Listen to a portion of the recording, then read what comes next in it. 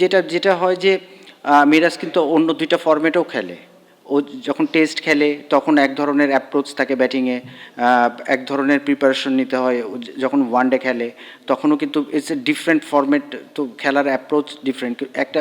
এখন কিন্তু it's a difficult যে একটা ছেলেকে তিনটা ফরম্যাটে একদম মনে করেন যে ওই ধরনের একইভাবে পারফর্ম করাটা খুব ডিফিকাল্ট।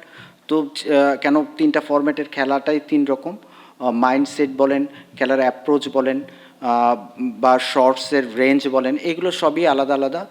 তো দেখা যায় যে একটা ফরম্যাট থেকে আরেকটা ফরম্যাটে যখন যাচ্ছে, চেষ্টা করছে সে আসলে কিভাবে এই আপনারা জানেন যে দুইটা ফরম্যাটে ব্যাটিং বেশ মানে যে ধরনের ইম্প্যাক্ট রাখা উচিত টিমে সেই ধরনের ব্যাটিংই সে করে। একটা ফরম্যাটে চেষ্টা করছে যে কিভাবে আরও একটু ইমপ্রুভ করা যায়। মিরাজ লাস্ট ইয়ার যেভাবে পারফর্ম করেছে এই বছরটা আসলে সেইভাবে আসলে করে নাই। আমার কাছে মনে হয় যে স্টার্ট করাটা খুব ইম্পর্টেন্ট। আপনি যখন একটা টুর্নামেন্ট শুরু করবেন, এবং আমাদের জানেন যে সিলেটে ব্যাক টু ব্যাক খেলা ছিল, আসলে ওই ধরনের চিন্তা করারও যে একটু চিন্তা করে আবার যে ব্যাক করবে, রিব্যাক করবে, এই ধরনের আসলে ওই রকম সময়ও ছিল না। তার মধ্যে ক্যাপ্টেন্সির প্রেশার তো একটা ছিলই। তো সব কিছু মিলায় আমার কাছে মনে হয় যে মানসিকভাবেও ও আসলে খুব মানে যে সেটেল ডাউন বা খুব কাম অবস্থায় ছিল না। বিভিন্ন ধরনের ইস্যুস ছিল এর ভিতরে, আপনারা জানেন সেটা। তো সব কিছু মিলায় আমার কাছে মনে হয় যে ও আসলে একটা যে পারফর্ম করছে না, একটা পারফরমেন্সের পিছনে কিন্তু শুধু স্কিল আমি যদি চিন্তা করি এটাও ঠিক না। এটার সাথে সাথে ওর মেন্টাল স্টেটটা কী অবস্থার মধ্যে আছে বা কিসের মধ্যে যে যাচ্ছে, এগুলোও ইম্পর্টেন্ট। বা টিমের রেজাল্টটা কেমন হচ্ছে, টিম কেমন খেলছে, এগুলো আসলে এফেক্ট ছিল। তো সব কিছু মিলে আমার কাছে মনে হয় যে যে ধরনের পারফর্ম করে নর্মালিও এই ধরনের পারফরমেন্স করতে পারে না। তো এটা টিম ক্যাপ্টেন, লিডিং, আসলে আমরা চাই যে, এবং ও মিরাজ সবসময় লিড করে।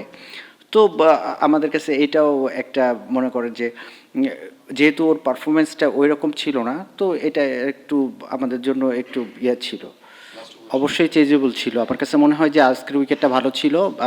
মানে লাস্ট যে ব্যাচগুলো হয়েছে, আজকের উইকেটটা আমার কাছে মনে হয়েছে যে ব্যাটসম্যানদের জন্য ভালো ছিল। তো এই রান চেঞ্জেবল ছিল। আর্লিতে যখন উইকেট পড়ে যায় তো নর্মালি এটা একটা টিমের জন্য প্রেশারের ব্যাপার। তো ওইটাও আমরা ওভারকাম করেছিলাম। ইমন খুব ভালো খেলছিল, ওটার সাথে স্যাম বিলিংস খুব ভালো পার্টনারশিপ করছিল। তো এটা একটা রানিং পয়েন্ট বলতে পারেন যে ইমনের রান আউট। আমার কাছে মনে হয় মঈন আলী এবং স্যাম বিলিংসের ব্যাক টু ব্যাক উইকেট আমাদেরকে অনেক দূর পিছিয়ে দিয়েছে। অবশ্যই ছিল। আপনারা জানেন যে লাস্ট ম্যাচ যেটা আমাদের গতকাল যেটা খেলেছি, তো ওইটাও কিন্তু আমরা আমাদের আশা ছিল, হোপ ছিল আমরা আসলে শেষ পর্যন্ত চেষ্টা করব। তো অবশ্যই ছিল। এবং আপনারা জানেন যে খালেদ বিগ হিটার। তো দুইটা দুইটা যদি ছয় হয়ে যেত তাহলে খেলাটাই সিনারিওটা অন্যরকম হয়ে যেত। তো আমরা আশাই ছিলাম আসলে। যেটা যেটা ছিল যে খেলাটা মিরাজ যেটা প্ল্যান করেছিলাম আমরা, যে খেলাটায় যে অবস্থায় ছিল যে খেলাটার আরেকটু ডিপে নিয়ে যায়, আরেকটু ডিপে নিয়ে গেলে আমাদের নিচে যে স্লগাররা আছে বা জানেন যে ক্রিস খুব ভালো হিটার। তো আমরা চিন্তা করছিলাম যে খেলাটা যদি ওরা আরেকটু, ও আর আফিফ মিলা যদি আরেকটু ডিপে নিয়ে যায় তাহলে খেলাটা আমাদের জন্য সহজ হবে এবং আমাদের ভালো চান্স থাকবে। হ্যাঁ, আপনারা দেখবেন যে পুরো টুর্নামেন্ট জুড়ে আমরা ব্যাটসম্যানরা ধারাবাহিক ছিল না। আমাদের বোলিং ইউনিট আসলে ডিসিপ্লিন ছিল, ভালো বোলিং করেছে। যে প্ল্যান করতাম সেই প্ল্যানের মধ্যে থাকতো। এবং আমি বলবো যে বোলিং ইউনিট খুবই ভালো ছিল। ব্যাটিংটা ধারাবাহিক ছিল না। আমার কাছে মনে হয় যে আমরা টপ অর্ডার নিয়ে সবসময় স্ট্রাগল করেছি। তো ওই টপ অর্ডারটা যদি আপনারা জানেন টি-20-তে প্রথম 6 ওভারে খুবই ইম্পর্টেন্ট। তো ওই জায়গাটা দেখা যেত কিছু ম্যাচে আমরা আসলে মোমেন্টাম ওইভাবে ক্রিয়েট করতে পারি নাই। তো এটা আসলে আমাদের ওপেনারদের যারা আমরা নিয়েছিলাম তাদের পরে ট্রাস্ট ছিল। জানেন যে রনি তালুকদার বা জাকির যারাই খেলেছেন না কেন, তুষার। তো আমরা যে ধারাবাহিকতাটা ওদের কাছে আশা করেছিলাম ওই ধরনের পারফরমেন্স আসলে তারা তৈরি দিতে পারে নাই।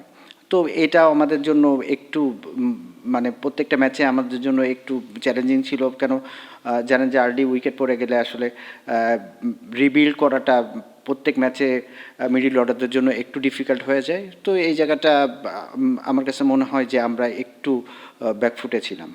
শুনেন, যারা মানে এটা বোর্ডে যেহেতু আমি চাকরি করি এবং ন্যাশনাল প্লেয়াররা আমার কাছে আসে এবং প্র্যাকটিস করে, যে কোনো জিনিস ইমপ্রুভ করতে গেলে কিন্তু আসলে ওইটা ফাইন্ড আউট করা এবং এটা একটা দীর্ঘ সময়ের ব্যাপার।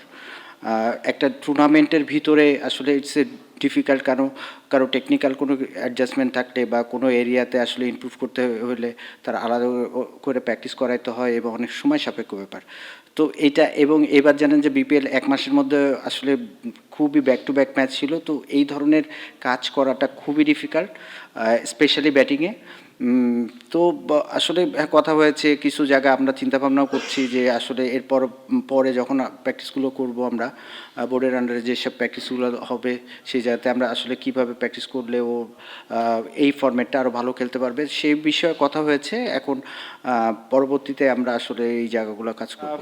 যেটা হ্যাঁ, আমাদের কাছে মনে হয়েছে যে যে ধরনের উইকেটে এর আগেরতে যে ব্যাটিং করছিল ওই জায়গাটা যে খেলছিল তুষার, আমার কাছে মনে হয়েছে যে উইকেটের যে বিহেভ করছে বা কন্ডিশনের যে অবস্থা, ওখানে বল মুভ করছে, সেখানে একটা প্রপার ওপেনার খেলালে আমার কাছে মনে হয়েছে যে সাকসেস হওয়ার সম্ভাবনা বেশি থাকবে।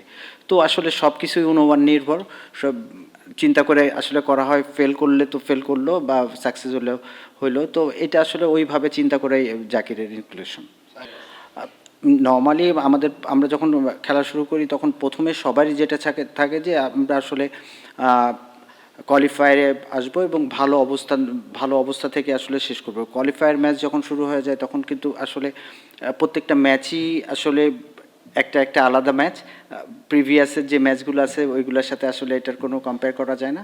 তো আমার কাছে মনে হয়েছে যে আমরা যখন লাস্ট খেলছি এবং আপনারা জানেন যে স্যাম বিলিংস আসছে বা ক্রিস ওকস আসছে, তো আমাদের টিমটা ব্যালেন্স ছিল এবং ছেলেদের ওই ধরনের খেলা খেলা মানে যেটা বলবো যে ড্রেসিং রুমের পরিবেশও খুব ভালো ছিল এবং সবাই বিশ্বাস ছিল যে না, আমাদের পক্ষে সম্ভব, ছেলেরা চেষ্টা করেছে।